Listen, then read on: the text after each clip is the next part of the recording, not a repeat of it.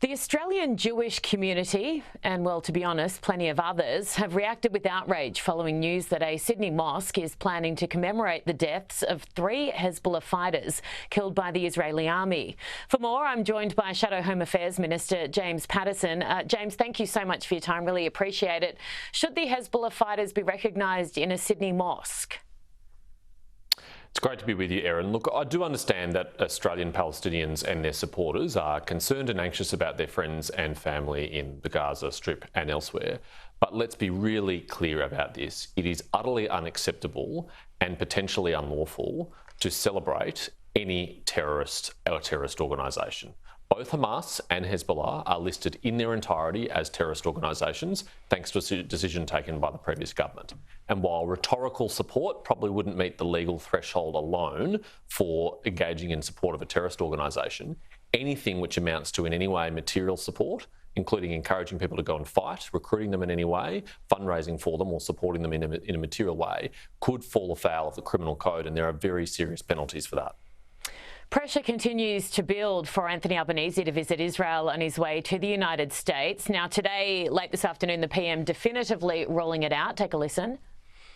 I have no plans to visit the Middle East, and I have, in terms of the security agencies as well, there's no disagreement from the position that I've taken.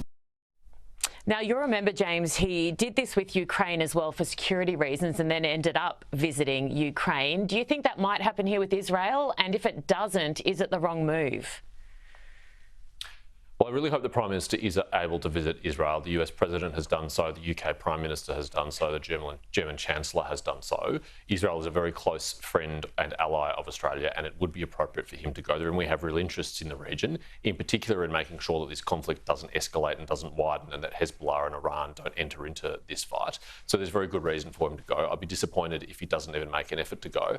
And I also note that the Prime Minister says he doesn't talk about security advice, except when it suits him and except when it's convenient for him to do so. And to use our intelligence agencies as a shield for his decision not to go, I think would reflect very badly on him. How is it safe and obviously deemed safe enough for the US President to go and the UK Prime Minister, but not by our own intelligence, admittedly, for our Prime Minister to go? Well, I haven't been briefed on it, but I find it hard to believe that the US President, who is the most attractive terrorist target in the world, can safely do so, but an Australian Prime Minister could not. The reality is we're much lower profile on these issues, and I'm sure there's a way, if he wanted it to be done, it could be done, just as we saw with Ukraine. I mean, he said it couldn't be done with Ukraine until he did go into Ukraine, and I think it's just a question of a desire and a will to do so. His government is also facing deep division over its response to the Middle East. Does the Prime Minister need to call out his own, or is it okay to have differences of opinion when it comes to this topic? I know and like and respect both Ed Husic and Anne Ali, and I know they're sincere in their views about this, but governments don't get to have multiple foreign policies. They just have one foreign policy, and it's articulated by the Foreign Minister and the Prime Minister.